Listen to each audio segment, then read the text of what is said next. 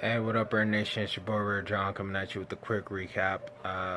So Raiders just lost 17 to 13 against the Seahawks. It's the final game of preseason. Raiders go 0-4 in the preseason this year. Um, Not really too worried about it. I already stated this on my other video. It really doesn't bother me.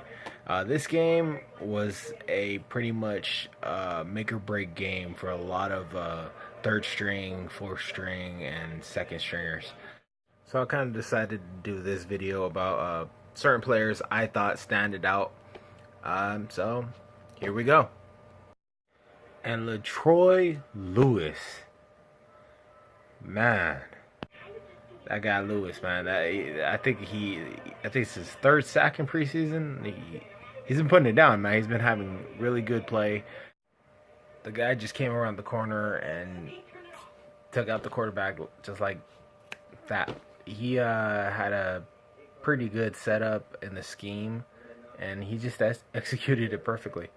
I was focused really on the defense in this preseason matchup because that's where we really need depth, man. We really need good, solid depth in the defensive side of the ball. And I noticed that there's a lot of players that stepped up in this game.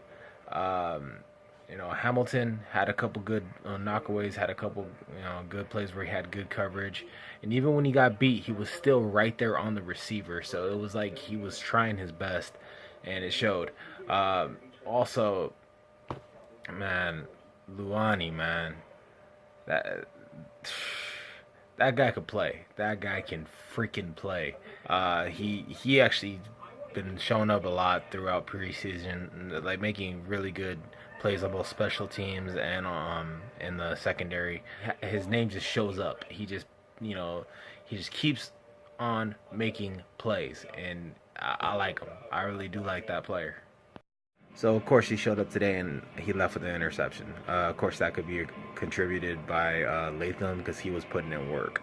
Latham was constantly in pressure, and so was Jahad Ward and Danico Autry, making his presence felt, knocking the ball down. The defense looked decent in this. Of course, it was third string, second string against third string, second string. So it's not the same defense that we're going to be facing if we ever played Seattle or some shit. That's not the team we're going to face. So, yeah. But you work with the team that's on the field. You work with the team you're playing, and sometimes that's just how it has to, be judged. So, from what I've seen, the defense looks really good, scheming wise. Now, execution wise, these players really need to step it up when they're going against first stringers, when they're going against top end talent. Hopefully, they could do that.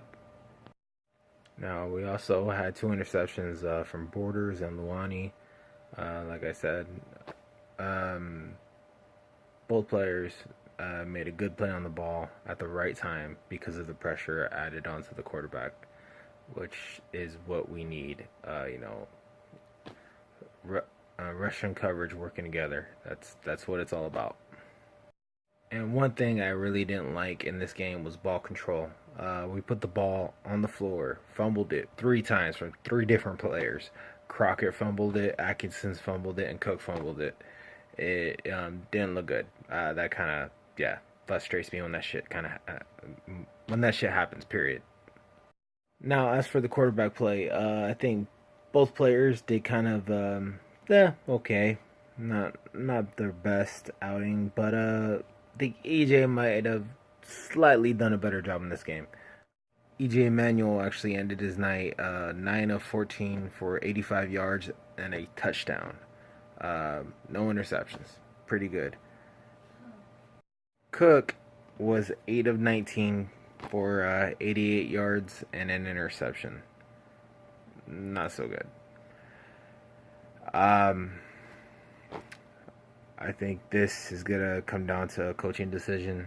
I'm interested to see which way they go with this, because Cook looked good in the last 2 games. At least not great, not nowhere near Carr, but Him and EJ kind of split it. I'd say they split it even on this. EJ had a really good first game, Cook didn't, and then Cook had the last two games really good, and EJ just had a good game. So it could go either way, guys. I'm kind of interested to see where the coaches go with this. Now the running game looked pretty good. Actually, it looked really good in my opinion. Both running backs that were running the ball combined for 120 yards, 60 yards apiece. Atkinson, man, that boy still got this. He still got some juice.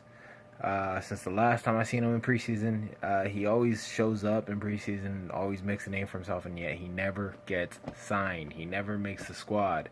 This might be another one of those seasons because I don't see us having enough room for him, and I like this guy. I really do.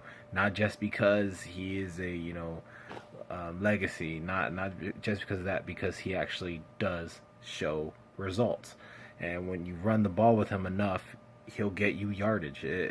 So he's a good player, in my opinion.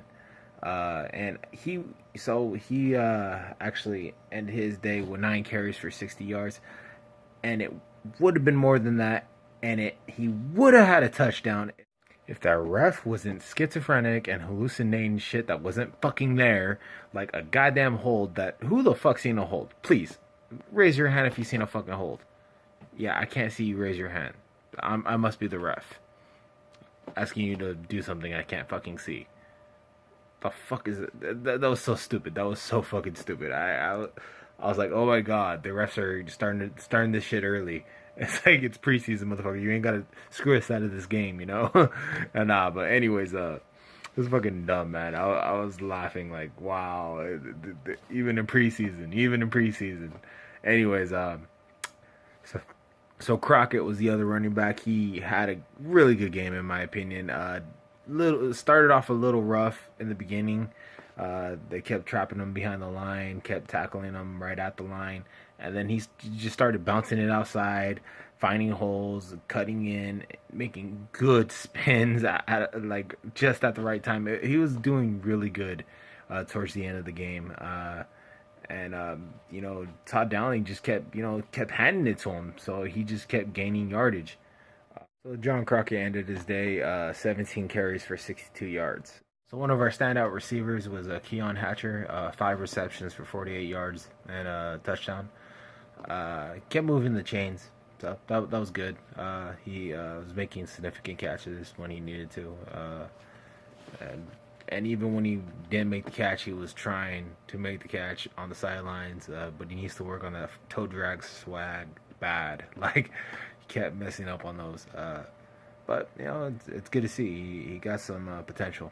We'll see if he makes a roster. So, the next time I do a recap video, it will be the real thing. Can't wait, man.